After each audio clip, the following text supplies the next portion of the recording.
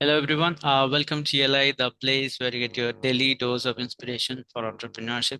And today we have with us Mr. Vikram Marwaha, who is the Joint Managing Director of DRRK Foods Private Limited, which is one of the manufacturer and exporter of premium quality basmati rice and spices under the brand name of Crown Rice. Hi, Mr. Vikram, welcome to ELI. Hi, how are you? And hello everyone. Myself, I'm Vikram. We come from a small town of Amritsar, Punjab. Now it's not so smaller anymore. So because we are situated where it's the main Sikh pilgrimage. The Golden Temple is here.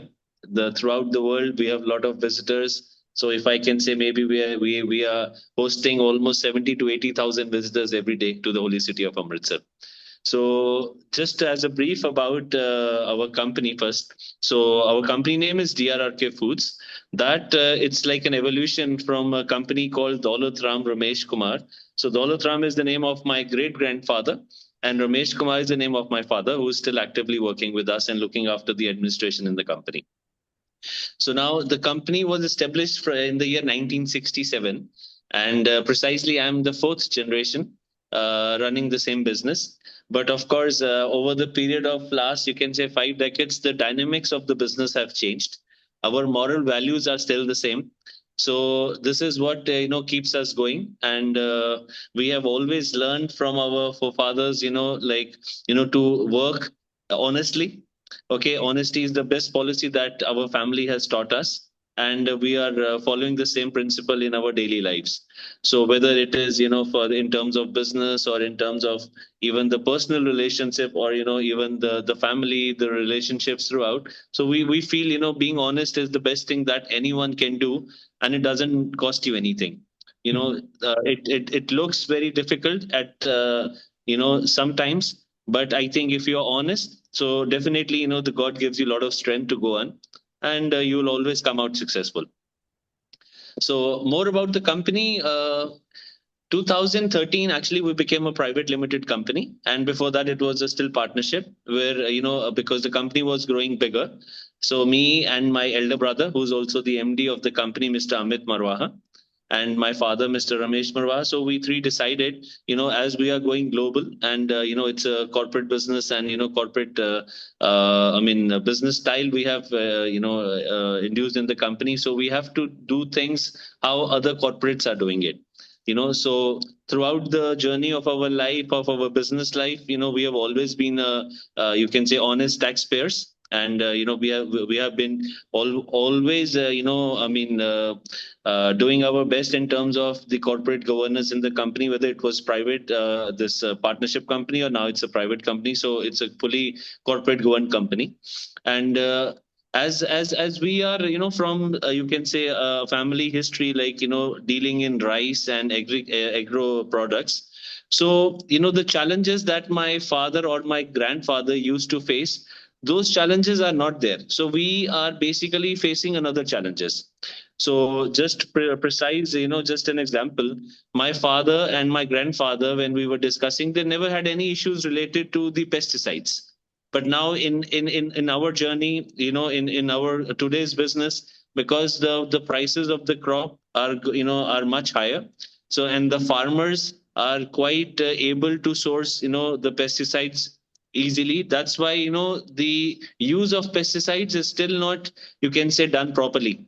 And that's why there are a lot of traces coming in different regions and throughout, even basmati or even non basmati.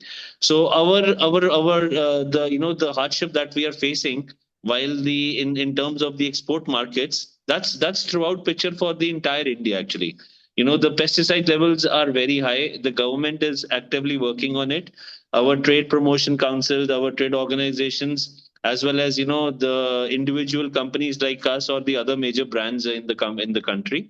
So we are investing from our side, from our own pockets, to educate the farmers, to use the pesticides, but in a prescribed way, as done by all the scientists, and whatever the layout has been given.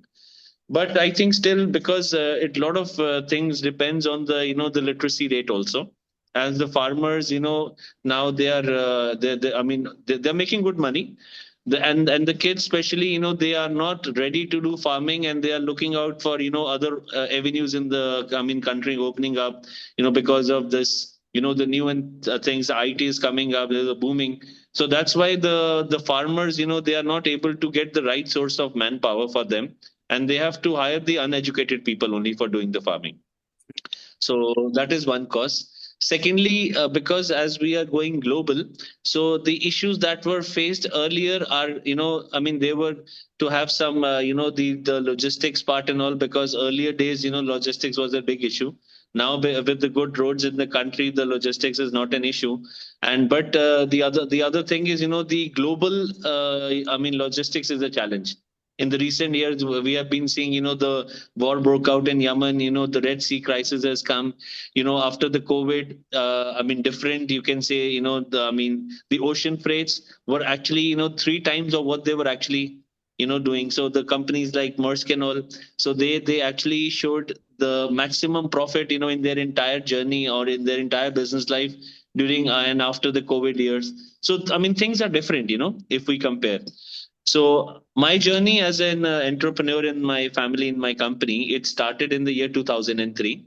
I finished my college in 2002, and working, for another company in my area and learning how the things are done on the ground. And, it was an internship for a 6 months time. So then, when I joined our own family business in 2003, so I've actually worked as a manager in the company below the general manager, who was looking and who was responsible for the all productions and all the dispatches. So for me, it was a journey like from 8 a.m. in the morning till 8 p.m. in the night, so that I had to do everything. By the time the GM comes, the things are ready for him to check and to proceed. So making all the the dispatching schedules, all the production charts, and you can say whatever a clerical guy would do for his boss was the role of myself in the company.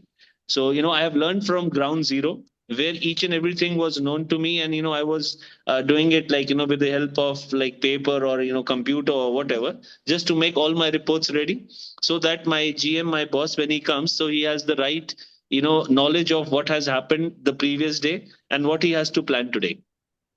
And then later on, like after a year or so, so the for me, the things from the production then decided, like I should go and see what is on the sales side. Because as a manufacturer, processing is one part, but then the sales is the second part, and that is the most, you can say, the most challenging part. Why? Because the atmosphere, the scenario, the world is open. In your own industry, you are like in one confined compound, where everyone, and everyone is going to or help you out. But once you're out of your confined window, then the world is challenging. Everybody is there, and they to make or to take use of you, or exploit you, or take benefits, or even cheat you also. So you have to keep your ears, you have to keep your eyes open, and you have to make sure like you are able to judge the person in a right way, you know and I think in all these of my 22 years experience, while meeting or while looking in someone's eyes, I can easily come to know whether he's going to be with me for a long time, or is it's just like a coffee or tea discussion. Because this is very important for any businessman. Nobody comes with a checkbook in his hand to do business with you. You actually have to evaluate what are the moral ethics, what is the body language of the person, right? Because things are not always you are selling someone and you're getting your money on time. The thing is how you both of you can become partners in the long, in the long time to come, or maybe to share a long journey together.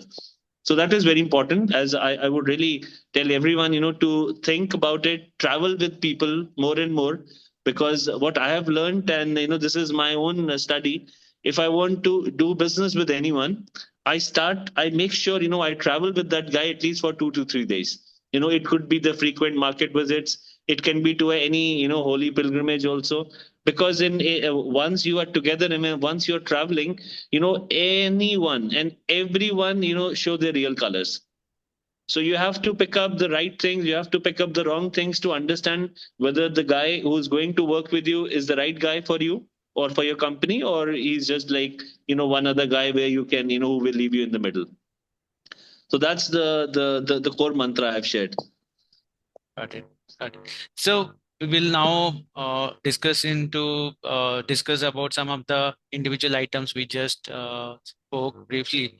And one of the things I that caught my curiosity was about the export and logistics that you mentioned. How Right. the world is getting competitive, wars are going on, and there are trade wars specifically. And a lot of companies are now into uncertainties because the new taxation will come up. Uh, let's say a company A is exporting to USA, and now with the new tax rates, it will be more expensive in year to export to US. So these are the challenges coming in. How do you, as a company, foresee and prepare for such a world where tariffs will be higher, there will be higher reliance on domestic market and so on? See, as far as you have mentioned about the US, with the change of tariffs. So I think for the Indian basmati, because basmati is only available in two countries, whether it is India or it is Pakistan. So India and Pakistan, there is, yeah, a slight difference in the tariff. But see, when we are talking about the food grains, you, you know, maybe later, like slowly or steadily, the prices in the market always change, because you have a purchase price. Okay, you have borne some taxes on that, and you have your selling price in hand, right? But once anything changes, in your cost or the taxes, the outcome of the selling price changes, but it doesn't happen overnight.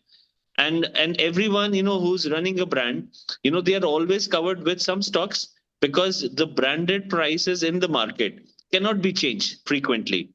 When we are talking about in the developed countries, when, or whether it's west, or when we talk about Americas also, or even the Europe side also, UK side also.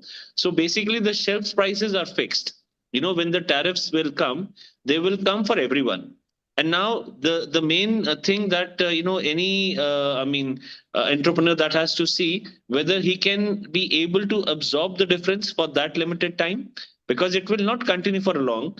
By the time the tariffs are being added on the new shipments, so gradually the prices will start changing for everyone.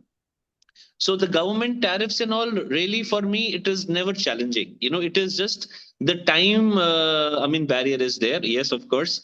And definitely there's a hit also. Why? Because when the tariffs have gone up, so most likely few part of it will be absorbed by the consumer, and part of it will be absorbed by the traders, or you can say the distributors, or part of it will be absorbed by the millers. But of course it is not 100% coming to any one single entity, that is for sure. Regarding the logistics, at the moment, I think the ocean freights are still okay. They are a bit higher. They are not actually as they were before the COVID times, but still, I think people have already accepted, because throughout the origins, throughout the destinations also, so the prices have little bit increased everywhere, and people have accepted, because food is something you can never there's no substitute. You know? Got it. And Yeah. also want to discuss about the competition. I think this is a market where hundreds of competitors are out there, and each are offering superior quality product, and the margins are also very thin. So how would you say, are you competing against other players out there who are operating at razor thin margins and trying to capture the market? See, there is also, as we know, there's a thing called KYC, know your customer. So for us, as a brand owner, and also like a company who's supplying for to other good brands worldwide, because we do, yeah, as a company, we do white labels as well for some premium brands, outside in Europe also, US also. So see, this know your customer, basically in our business, it applies not to my client or to my distributor. It applies to my consumer who's going to take my brand home. Right. So if I'm consistent in the quality, and if I know what my consumer wants, Okay, so the pricing game is definitely there. It gives you heat in some time, but not every time. The reason, because the consumer brand and the loyalty among the consumers is something that keeps you alive, and that keeps you growing also. Like earlier, I'll tell you, before joining, our family also, like others. So for us, know your customer means only our client or distributor. Selling to the client or distributor was one game that everybody played. Okay, so once me once I joined, and after discussing with my brother also, so I understood, this is something where we need to be one step ahead than others. And I think all the other leading brands of the country, which they are doing, they are also following the same principle. Because the consumer should be studied in each and every possible way. That consumer could be a very famous restaurant. That consumer can be a big catering company. That consumer can be a housewife, cooking meals at home. And that consumer can be a bachelor also, cooking his an apartment where he doesn't have any much of technique or knowledge. So that's why accordingly, and with the price, economy range, mid segment range, premium biryani range, aged rice. So even the health, for we are doing brown rice, that's there. And then we have another brand, that's diet rice. So diet rice is something that we designed specifically for diabetic and pre-diabetic people. Okay, and being this diabetes a very hereditary problem in our family as well. So we always, like from the day we started, we are on this diet rice only, and we are maintaining, it's a low GI rice. Our blood sugar levels are very much controlled, and being like, we ourselves are very happy, and that's why we are promoting it also. So it is something that that has a future. Because rice earlier in the north of India was not, you can say, a meal, kind of a meal. Rice only when someone is coming, you're cooking biryani, like basmati, maybe once a week or maybe once in 2 weeks. But now rice in our daily meals in the North India has also become part. At least my own home, I see we are cooking at least rice once a day. At least once a meal, I'm eating it. So it has to be that rice which should not affect my health, because my other foods have a lot of carbs also. Potatoes, and we have roti and chapati and whatnot. So that's why, to make it like complex carbs. So this diet rice is a very good product. And then coming to the consumer side, as we were discussing, so you have to know your consumer first. What are his insights, what exactly he wants. So price definitely is there. That's why, to meet the competition, we have launched different SKUs in different price ranges. So whatever customer is taking, and as compared to the other one, we are making sure, like, he's getting, I mean, value for money for whatever he's buying.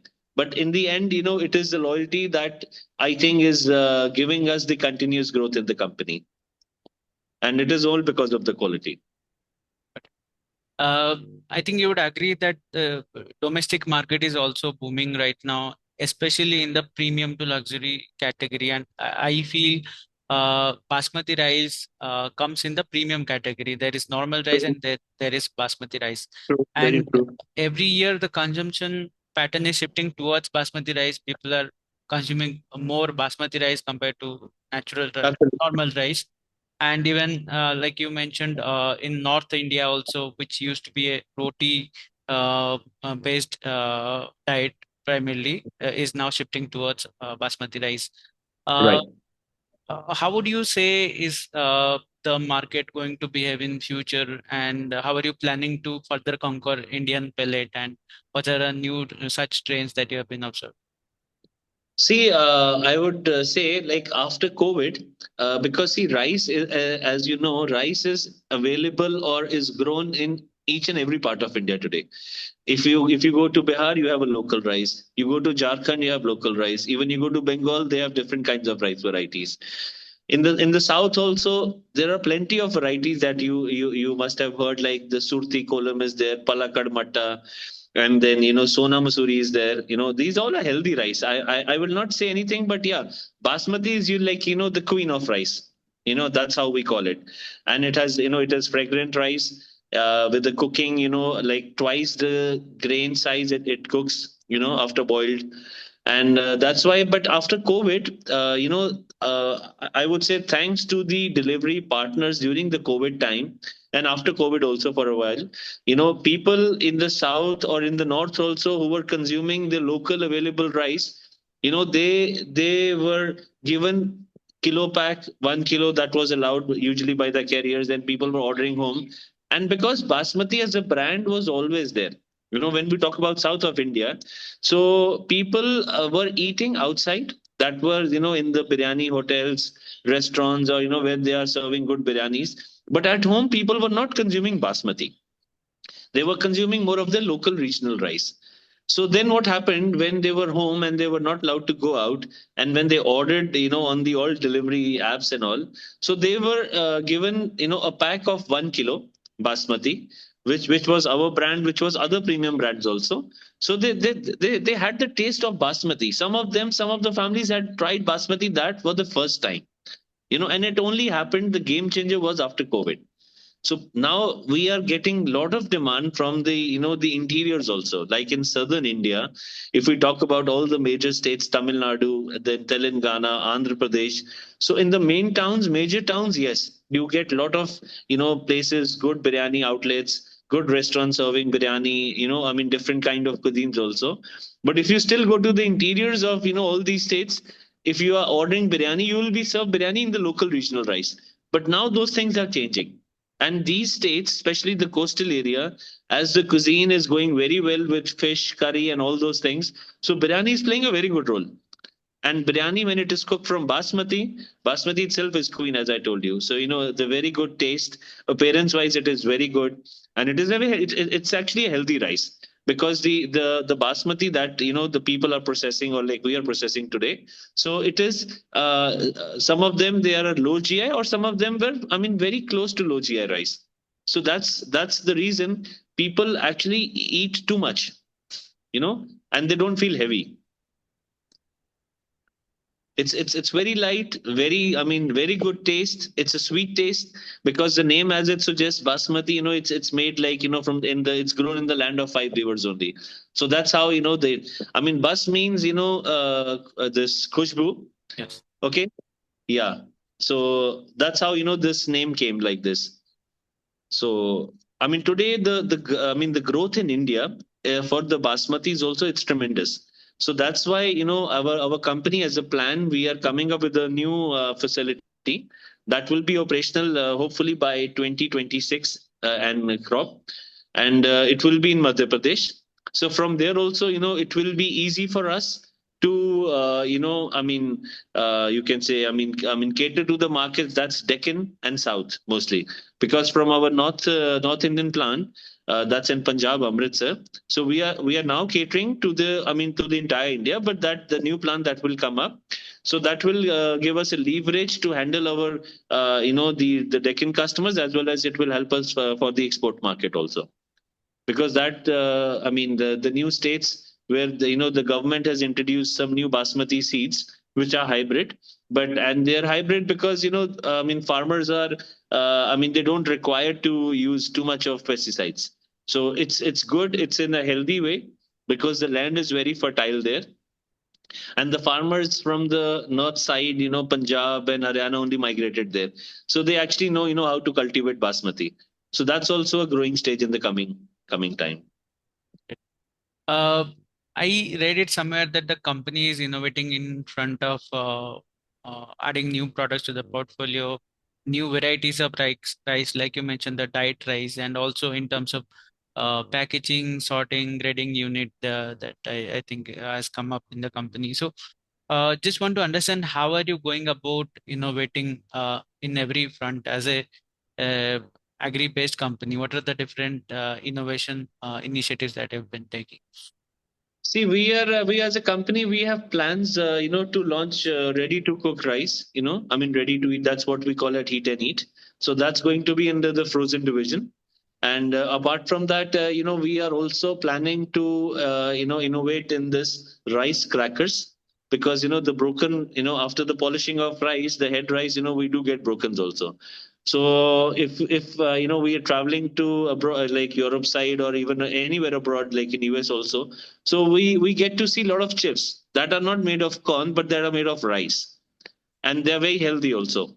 So that is like one step ahead, where you can actually add value in the product, because as a broker in India market, still we call it as a byproduct only, because the realization of these products, I mean the broken especially, so they are very less as compared to the main head rice.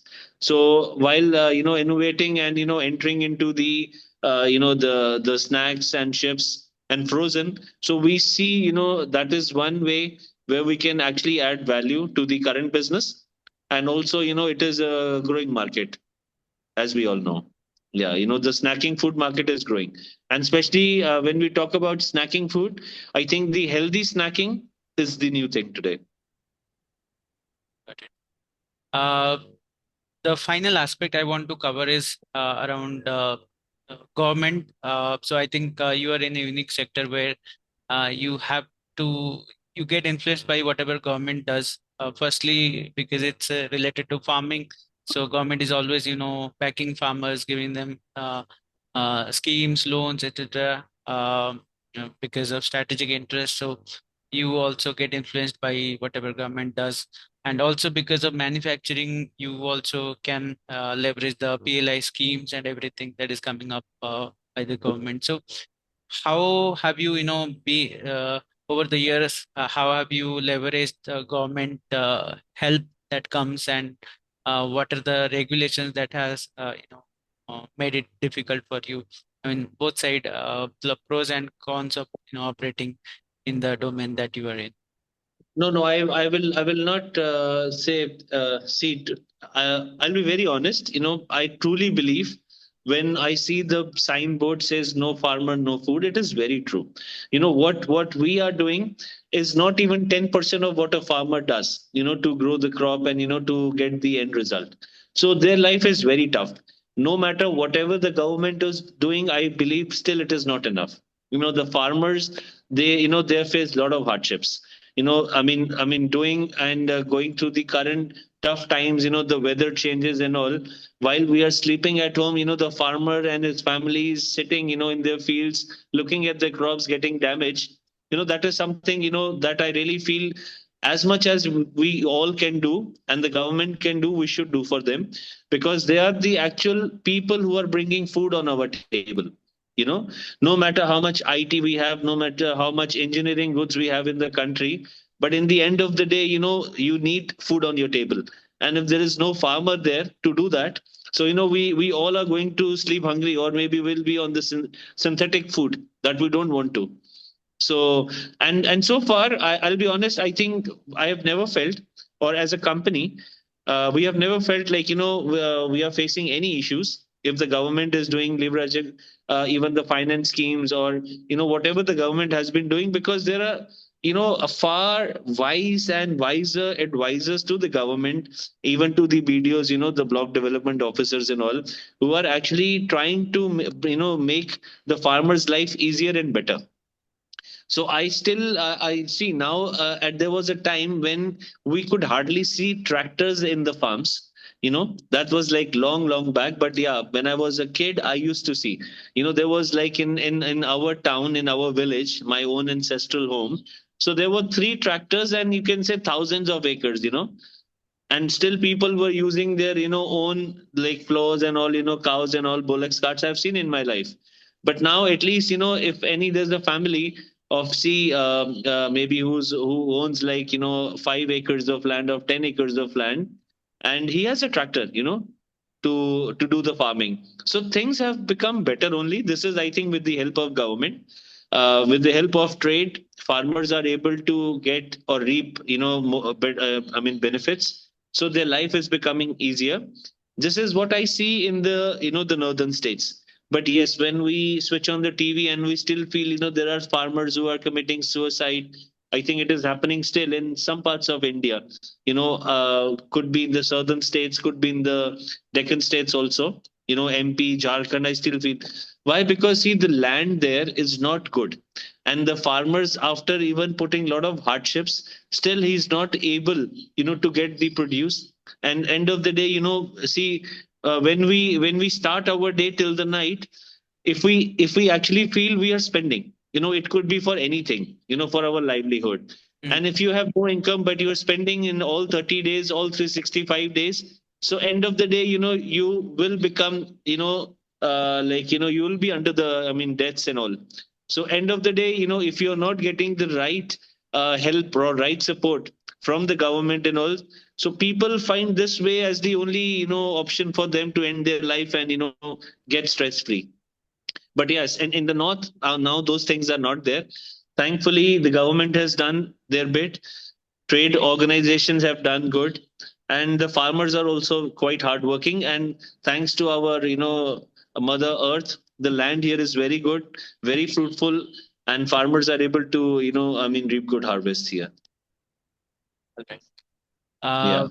And here is my final one. Can you tell us what are the nuances specific to running a family business that is different from a corporate? Like, what's the difference between running a corporate, like you are the CEO of a corporate, versus running a family-owned business? Uh, Tell us about it. See, the reason when we, as I told you, being a partnership company, yes, of course, partners are partners, right? And partners means, if out of three partners, if two agree, so the third one loses the vote. Correct. So once you are a corporate entity, so of course, there are table, where you have your CFO, where you have your CEO, there are promoters in the company, and there are also advisors, who are the directors on the board. So there, the common ground is reached, and then the decision is taken. So as we are still a family, and all the owners, promoters are from the same family. So basically, we are acting and we are working as corporates in the office, and all the family thing is done over in, on the table in the night only. So if there are, a different viewpoints, which is very common, but those viewpoints, decisions taken, but anyone should not get hurt. So that thing or that issue is very well discussed in the night, sitting in the family also, because ultimately the family values and family bond is very important. Being a family oriented company, so we always feel, there should be the right approach to achieve a goal. And also sometimes, the opinions also I mean, differ, because it can be for anything. It can be for, the experience. It can also be of, the future, as anyone can see, because people can predict, but they don't know what is actually going to happen. Prediction is one thing. It is, you are predicting something, but unless and until it does not come into the shape, that means it is not reality. So keeping your past decisions in mind, and any benefits or any losses that have happened, so now as a family company, we make sure, we act like, in a proper governed way, and there is definitely a corporate governance in our company. We are listening to our CEO when it comes to any kind of finance issue. Yes. And then in terms of any problem related to the HR, definitely our HR head is there, and she has the complete vote. She has the complete voice over any issue. So the main thing is that I would suggest everyone, if you are hiring good professionals in your company, you should give them, the chance to speak.